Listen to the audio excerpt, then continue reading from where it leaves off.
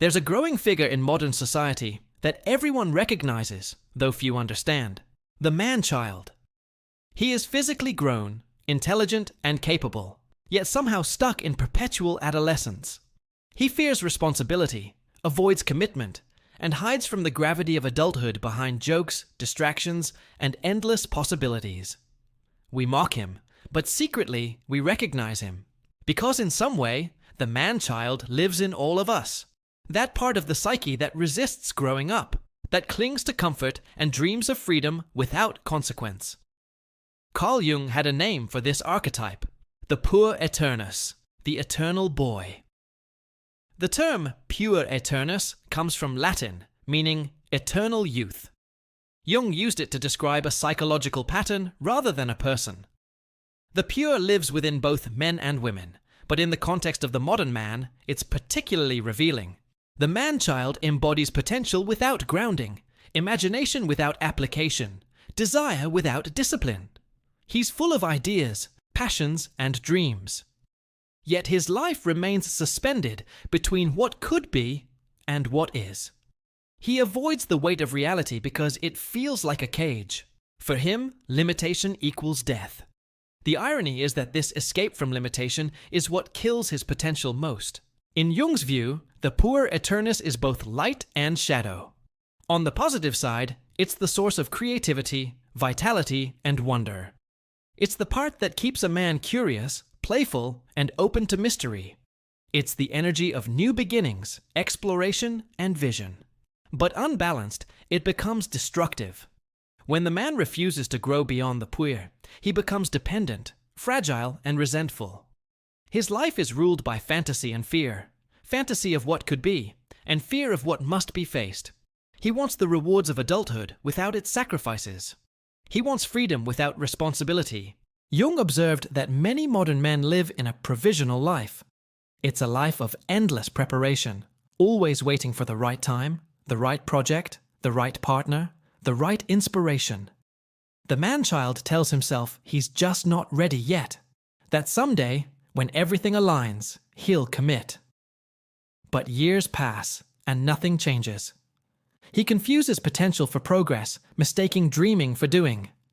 His imagination becomes a prison made of golden light, beautiful but sterile. Behind this pattern often lies the mother complex.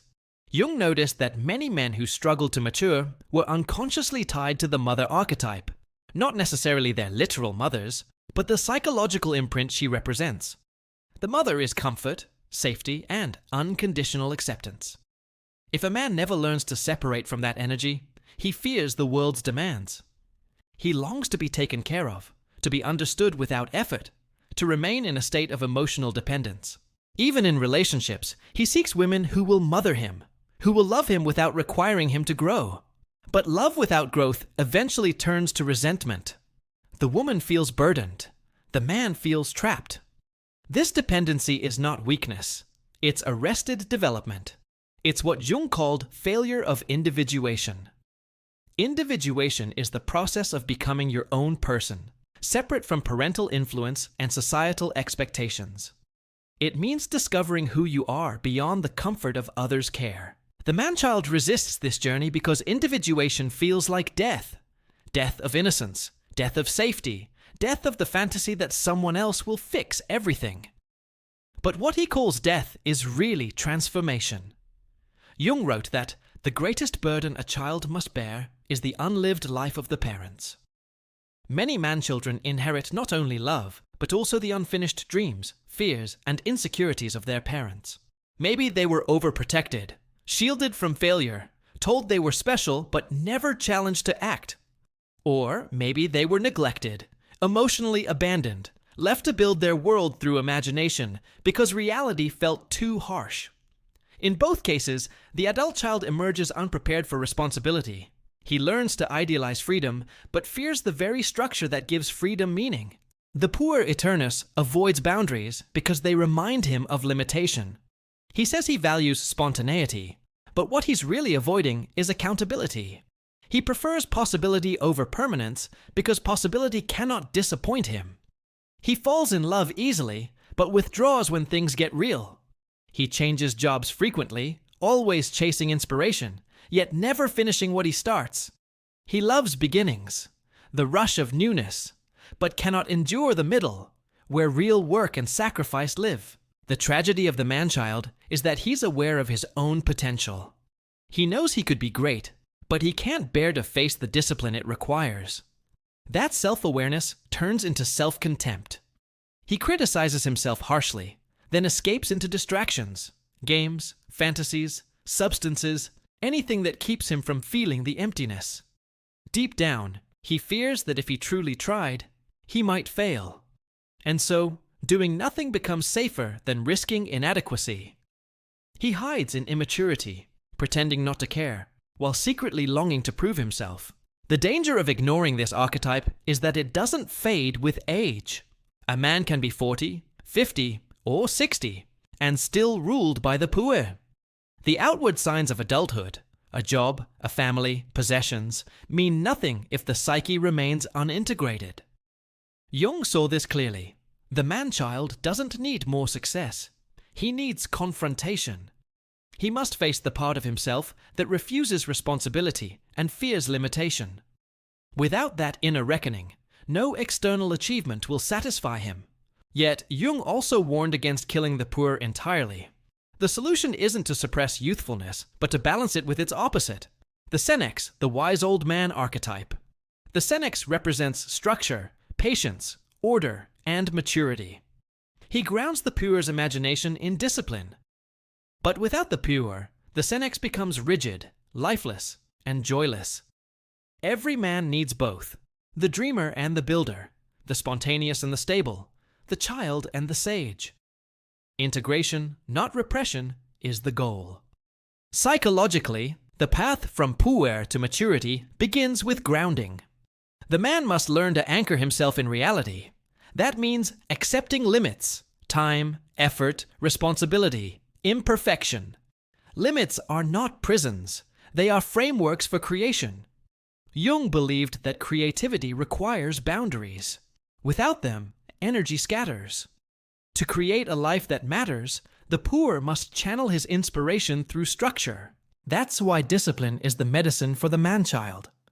Discipline doesn't mean punishment, it means devotion. It's the art of committing to something even when the mood fades. Every time the man follows through on a promise, completes a task, or endures discomfort, he integrates more of his shadow. He discovers that freedom is not the absence of limits, but mastery within them. Shadow work is essential here. The man-child must confront the parts of himself he's been avoiding. The fear of failure, the craving for approval, the resentment toward authority. These are the roots of his paralysis. Jung believed that whatever we refuse to face in ourselves, we project outward. The man who avoids his own inner father ends up resenting bosses, mentors, and systems. The man who denies his inner child becomes cynical, cold, and controlling. Only by facing both, the inner father and the inner child, can he grow into a whole man. The puer must also confront his relationship with women. Many man-children oscillate between idealization and resentment. They worship women as saviors, reflections of their inner anima, then grow bitter when those women fail to heal them. Jung explained that this dynamic stems from projecting the inner feminine onto external figures. The man doesn't love the woman herself. He loves the part of his soul she symbolizes. To mature, he must reclaim that projection, to find within himself the empathy, intuition, and emotional depth he sought outside. Jung said that no tree can grow to heaven unless its roots reach down to hell. The man-child's hell is reality, the ordinary, imperfect, sometimes painful reality that he's been running from. To grow, he must face it directly. He must go through the dark night of responsibility, paying bills, keeping promises, facing boredom, enduring failure. These ordinary acts are sacred in psychological terms. They anchor the spirit to the earth. They give the puer roots strong enough to reach upward again, not into fantasy, but into meaningful creation. The integration of the puer aeternus doesn't mean the end of dreams. It means transforming dreams into reality. The same imagination that once fueled escapism becomes a tool for innovation. The same sensitivity that once caused weakness becomes empathy. The same restlessness that once led to chaos becomes the spark for change. The energy doesn't disappear, it evolves. Jung called this transformation the alchemy of the psyche. The base metal of immaturity becomes the gold of wisdom through the fire of awareness. This process is slow, and it hurts. The man-child will resist. He will grieve the loss of his fantasy world. He will feel betrayed by life's demands. But slowly, as he faces reality, he discovers something unexpected: peace. The world stops feeling like an enemy. Responsibility stops feeling like death. He realizes that maturity is not the end of joy, but the beginning of depth. In practical terms, Jung would say that the man-child needs initiation, a symbolic death and rebirth. Traditional cultures had rituals for this. A boy would leave the mother's world and face trials that forced him to awaken his inner adult. Modern culture offers no such rites, so men remain uninitiated, drifting. True initiation today comes through self-awareness, through confronting failure, heartbreak, and responsibility consciously rather than avoiding them. Every challenge becomes an initiation when faced with humility and courage. The mature man still carries the poor inside him, the part that dreams, creates, and explores. But now it serves the whole. It's no longer a tyrant demanding comfort. It's a muse inspiring meaning. The man who integrates his inner child doesn't become dull. He becomes alive. He knows how to play, but he also knows how to stay. He knows how to love without needing to be rescued. He knows how to build without losing wonder. At the deepest level, the puer aeternus reflects humanity's struggle with time. To grow up is to accept mortality, that life is finite, that choices close doors, that freedom has limits. The man-child resists time because he resists death. But in doing so, he misses life itself. Jung said that the privilege of a lifetime is to become who you truly are. And that journey always begins when we stop running from responsibility and start living consciously within it.